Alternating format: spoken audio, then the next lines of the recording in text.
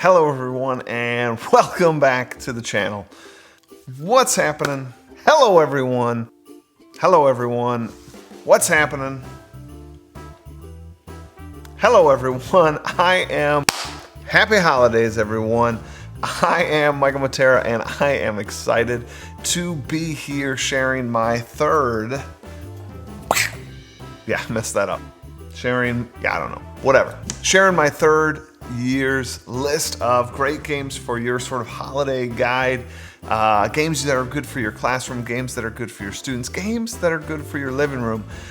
I hope you kind of stick around. I'll have in the links down below links to the games you can kind of pick up, and I would love it if you grabbed a copy or two for your family, for your friends, for your kids.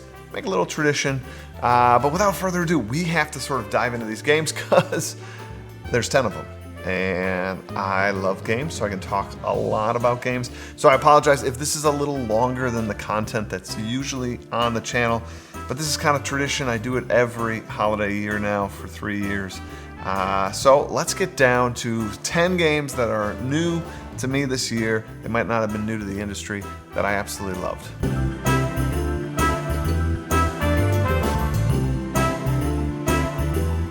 All right, if you're still with me, thanks. I really appreciate you being part of this channel. And we're gonna start with a great little game that I absolutely love playing with my daughter and my mom, my dad, really just anybody. Heck, even if you wanted to stop on by post-corona and checked out Point Salad. This is a great little card game, super easy to teach. Everyone in the family is gonna love it. We got all these veggies that would go into a salad. There's even more cards, and all the cards are double-sided.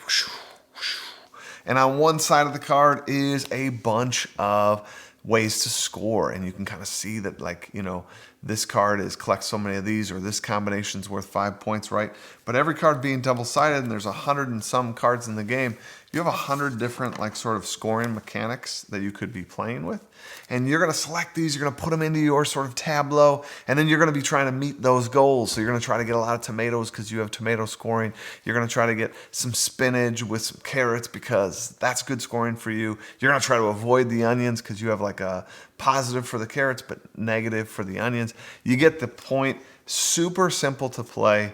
It's a quick game. It's about 20 minutes, plays up to 6 players, and is so much fun to sort of make that salad together. And so I would suggest picking this one up for sure. All right, number 2 is a little game called Silver and Gold. Silver and Gold is a roll and write game. I absolutely love this idea of roll and writes. For those of you that are on my channel regularly, one of the live stream things I put out on this channel is called Let's Play, and there are a bunch of roll and writes that are infinitely scalable. Great for our classroom. Check those videos out too. I tried to use ones that I haven't shown you guys yet, so none of these are going to be those roll and writes that we play on that.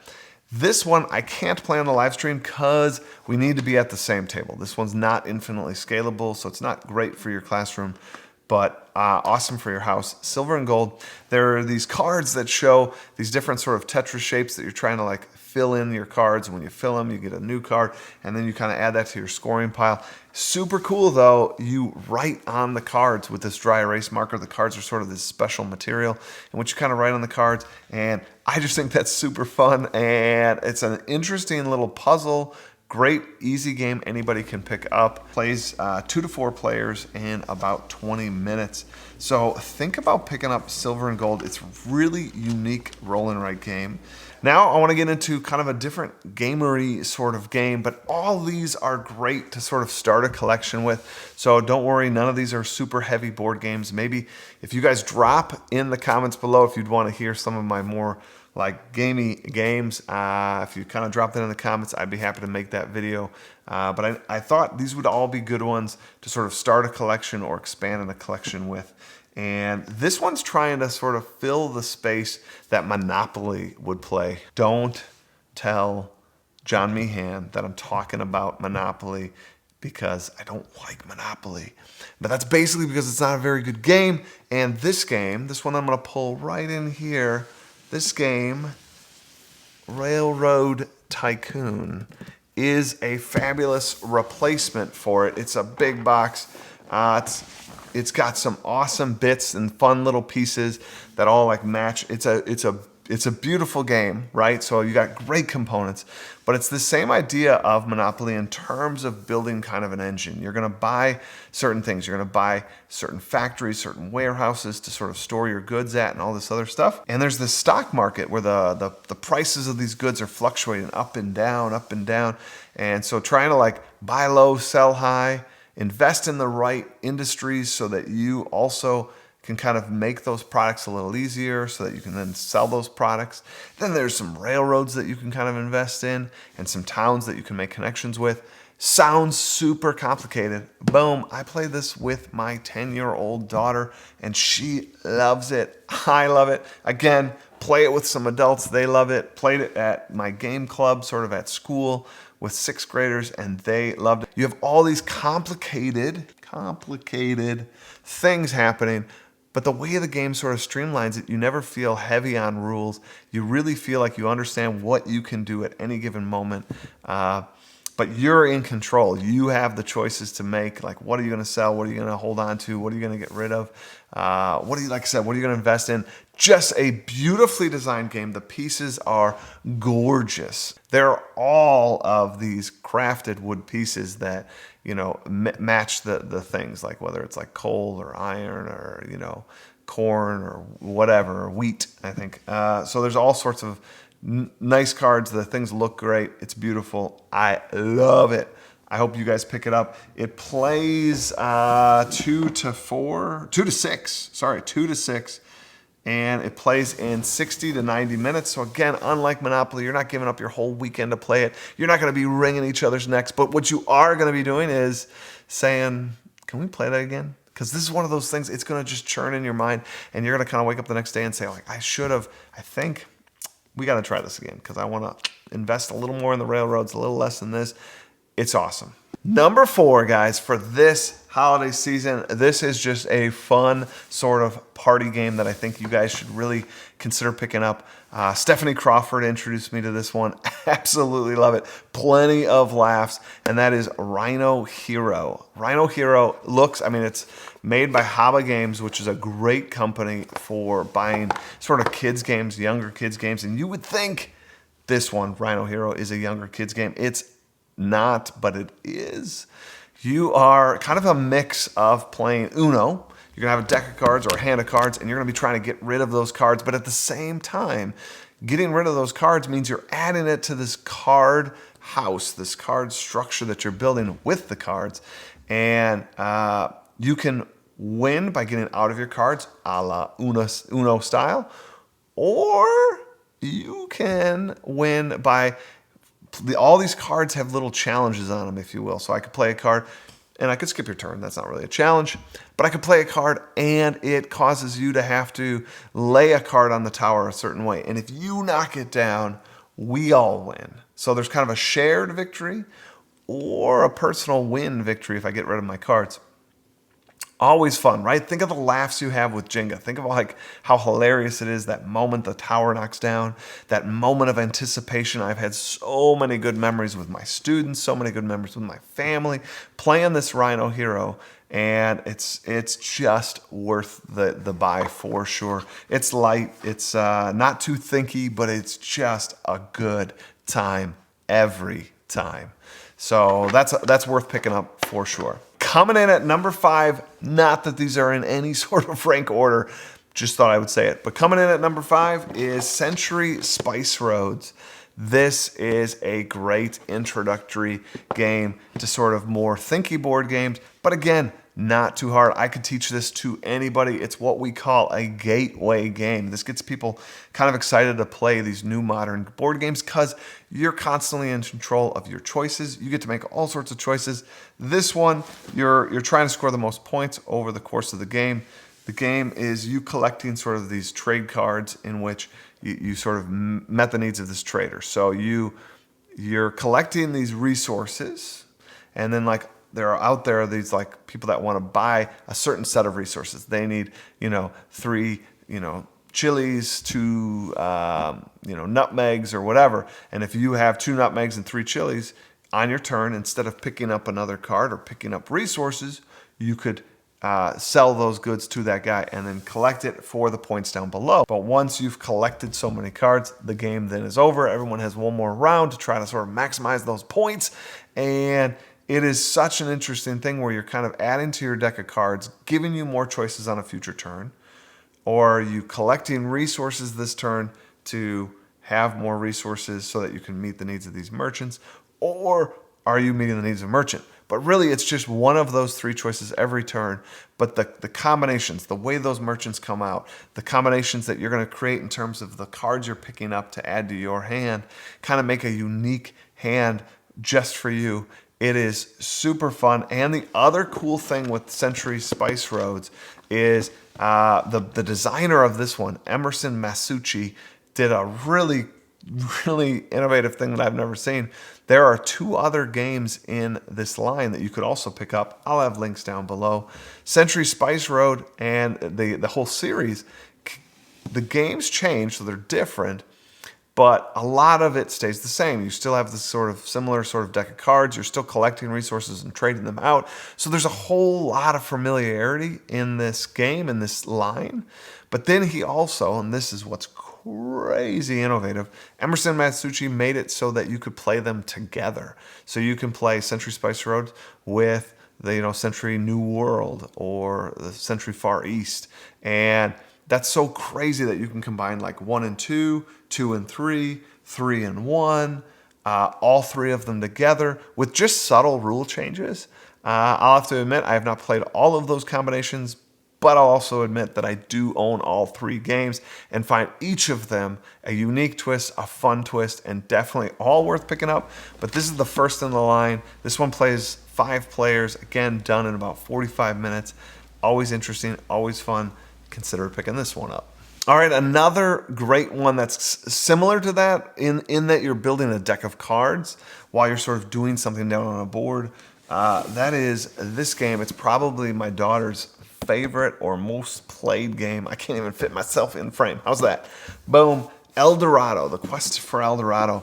This one is a race through the jungle. We all start with the same deck of cards, and these deck of cards are the actions you can take. You're going to have a hand of 4 cards, and you're going to choose what to do with those 4 cards. And the cards match the terrain on the board. So to move into a jungle, you have to play a jungle card. Then all of these cards have values, and all of the spots on the board have values. So you might have a jungle level 3. You need to have a level 3 card or higher to sort of slog through that area of the jungle. And at the beginning of the game, we all have these like small 10 card decks that are not very interesting with card choices.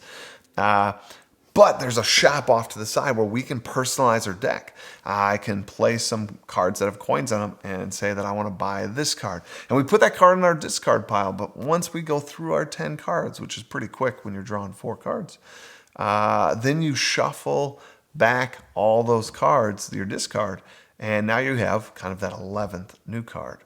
And you're slowly kind of adding. There are some spots on the board that let you thin your cards out and get some out of there.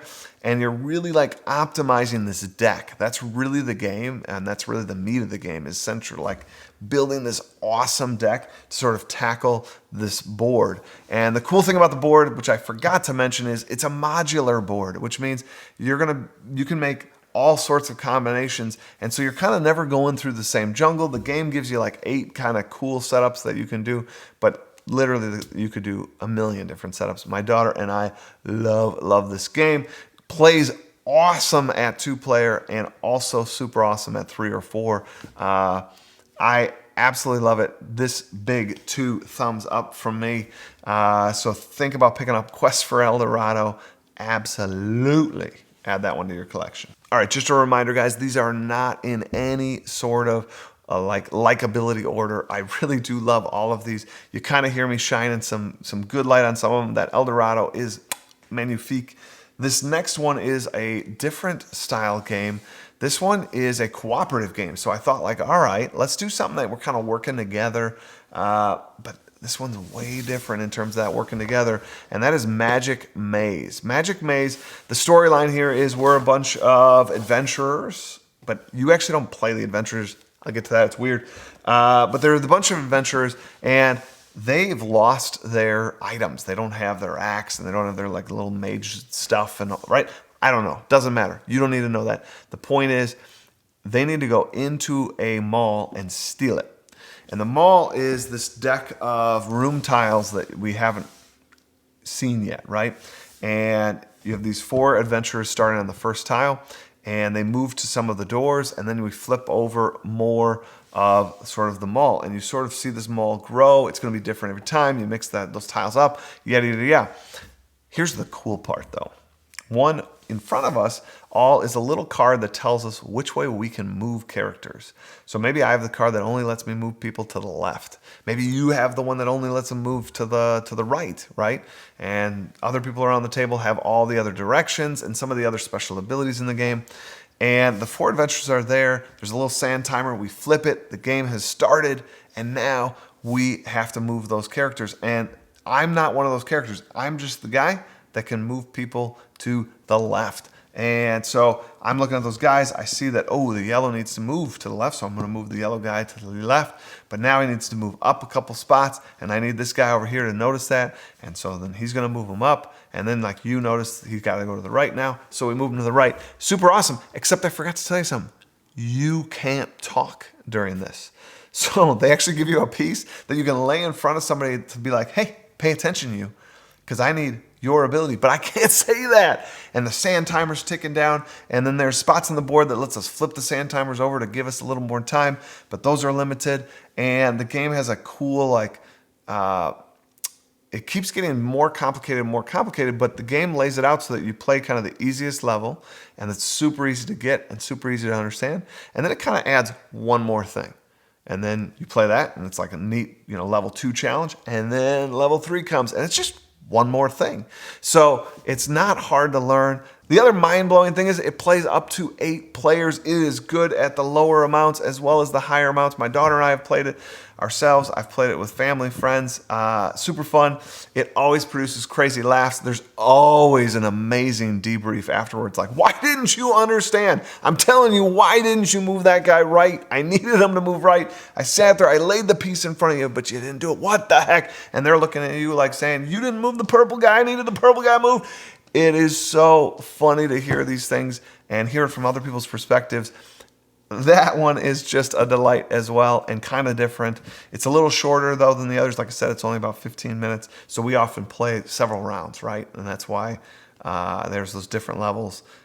So definitely great game. The next game that we're going to talk about on this idea of a cooperative game that we had in Magic Maze, this one, you can kind of play both ways. You can play competitively, or you can play cooperatively. This one is called Stop Thief, and this is a cool company. It's Restoration Games, and Restoration Games buys games that were older, like that I grew up with. And Stop Thief is an older game that then Restoration Games doesn't just remake it and sell it. No. They modernize it and add some of the game elements that are more fun, that make it a little more smooth, a little faster, a little more fun, a little more interactive. They have definitely done this. This game is by far amazing compared to its old version.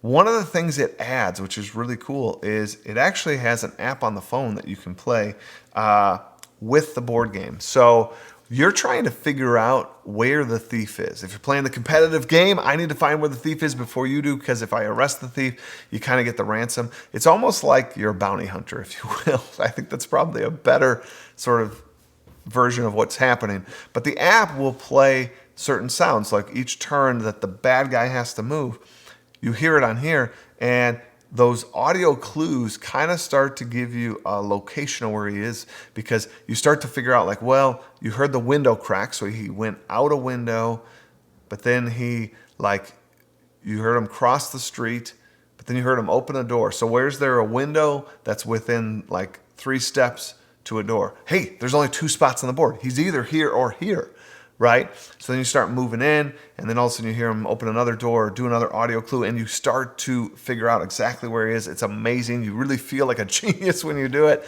and it's super fun. If you're playing the competitive game, we're kind of racing towards that spot to get him, and then they're you get sort of money, and it's to so much money is the winner. But then, like I said, the app also, same game, you can switch to cooperative mode, and this is another fascinating twist to the game that just makes this game stand out above others. So this is another one to add. If you like that sort of Clue type game, this is like way better game of Clue. Way better game of Clue. So definitely consider picking this up. And with, like I said, the app and the multiple ways to play it, you're kind of almost getting multiple games there in one game. So definitely think about that. All right. The last game I got to talk about on this is another dexterity game. So the Rhino Hero game that I talked about earlier is a dexterity game. That means you're like placing pieces. You're doing something with physicalness here. And so kind of like Jenga, but with a theme here, we have Meeple Circus. This one is another crazy, funny, fun-filled, laugh-filled, charged night for sure. Meeple Circus, you are drafting these circus pieces. So you're going to have like a little ball, a little like animal, a little elephant, little acrobats, and there are different acrobats, ones that are strong, ones that are like trapeze and like to be super up high. And you're going to be drafting all these pieces. And there's 3 rounds of drafting. So my circus has certain pieces that your circus doesn't have. And then simultaneously, we put on a show. And again, there's an app that plays some music, and a little circus music. And it's kind of a game timer. You have to complete your event by the end of that time. And each round, there are these different like objective cards. Like if you can get, 2 acrobats on top of the elephant balanced, then that's worth 4 points or whatever. And right, there are these various challenge cards that you're trying to compete and make sure you do to score points. And then the second round goes, and then in the third round you don't do it simultaneously. This one, the eyes are on you. And I love this twist in the game that all of a sudden when you were kind of building and no one was paying attention to you when you were building, you just had to have it done in the end. Now all of a sudden the eyes are on you, and in this round you get a bonus challenge card that's applied to you. So maybe you can only use your non-dominant hand. Maybe you have to like put one hand over one eye and your depth perception is off. Maybe you have to say something silly every time a piece falls. And if you forget, you don't earn that bonus card, and these bonus cards are all highly valuable. You have everyone's eyes on you. The circus music's playing. I swear beads of sweat start appearing on your brow, and it is just a crazy whirlwind fun time. So hopefully you consider picking up Meeple Circus or any of the games on this list, because it is just a blast to play with everyone. Everyone on this channel, I hope you guys have wonderful holidays with your family. All right, guys, I got to the end. I was editing the video and I realized that one of the games I thought I did one of the video sections for, I didn't, because it got tucked behind some of the bigger games, and it is such a good one that I want to make sure you know about it so that you pick it up. And it is called Air, Land, and Sea. It is a great little 2-player game in which you're sort of bluffing. It's a little almost poker-like that I have a set of 6 cards, you have a set of 6 cards. There's 6 cards we're not playing with, so there's only 18 cards to learn in this game. And then there are these 3 fronts, air, land, and sea. And we're playing our cards down to those spots. We can put some face up, some face down. And it's really trying to like bluff some strength. I need to win 2 of the 3 fronts. And if I do, I win that round, and we play out till so many points, and we reshuffle the deck and deal out these cards. And it is such an awesome game, because the sooner you sort of back out, the sooner you say like, I'm going to let you have it, we're not actually going to play this one all the way out, I actually earn less points. So it's this idea of when do you decide to like kind of lose the battle to win the war kind of idea. And it is such an interesting mechanic to put into a game. When my friend and I played, we both were sort of pig-headed, and we just played, and we played each game out. And if you play it all the way to the end, it's worth 6 points. And that means if that person wins 2 in a row, they just win. But when you start playing this game where I'm going to retreat now, I'm going to let this one go, and you only get 2 points. You only get 4 points. It all depends when you retreat. It produces this just fascinating like score mechanic in which you end up like jostling for that final power up to the 12th point. It is so fun. It's quick. It plays about 25 minutes. If you play a bunch of rounds, could play in like 10 minutes if you play 2 quick rounds. Always fun, easy to teach, because like I said, 18 cards. Super awesome. Definitely pick up Air, Land, and Sea. All right, guys, back to the regular show. I hope, as always, with these game lists that you think about picking up these for gifts, but also just for your own game closet. Like maybe just a gift to the family. Maybe don't write any of the kids' names on it and just say gift for the family, because you know what? This doesn't have to be some materialistic thing you give away. What you're giving kids right here, or your own family, and I use that kids loosely, like whether we're talking about college kids or 5-year-olds.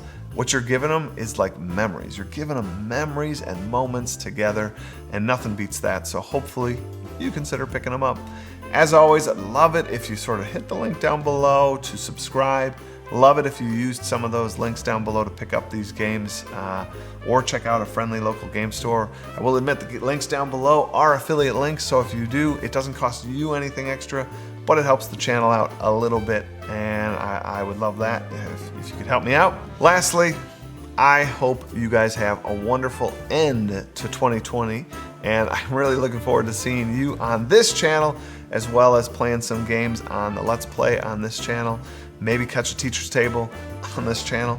I hope we stay connected and can grow together and find a bunch of joy in the journey in 2021.